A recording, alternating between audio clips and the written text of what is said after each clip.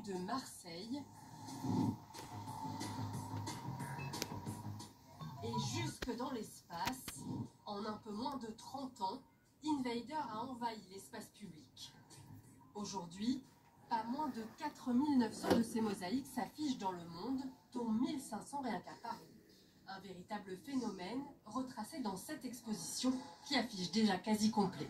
Il crée toujours en fonction, ses événements en fonction du contexte dans lequel il intervient. Donc il va plutôt jouer avec l'iconographie de Marseille quand il est à Marseille, avec les images qu'on a de Marseille, avec le nom des rues quand il est à Paris, avec les magasins autour. Mais il n'y a pas de dénonciation politique, il y a plutôt une volonté de valoriser l'espace urbain et culturel dans lequel il s'inscrit.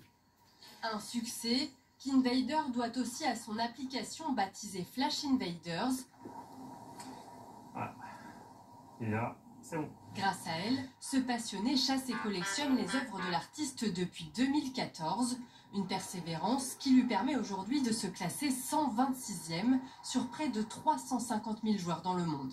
On ne se lasse pas parce que, premièrement, je trouve le trait de l'artiste de plus en plus intéressant et on sent qu'avec le temps, il s'est perfectionné dans son art.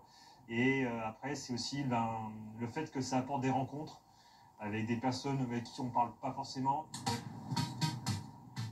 Parfois pillées, souvent vandalisées et arrachées, les mosaïques d'Invader résistent au temps grâce à la communauté de fans qui vient à leur secours et les remplace.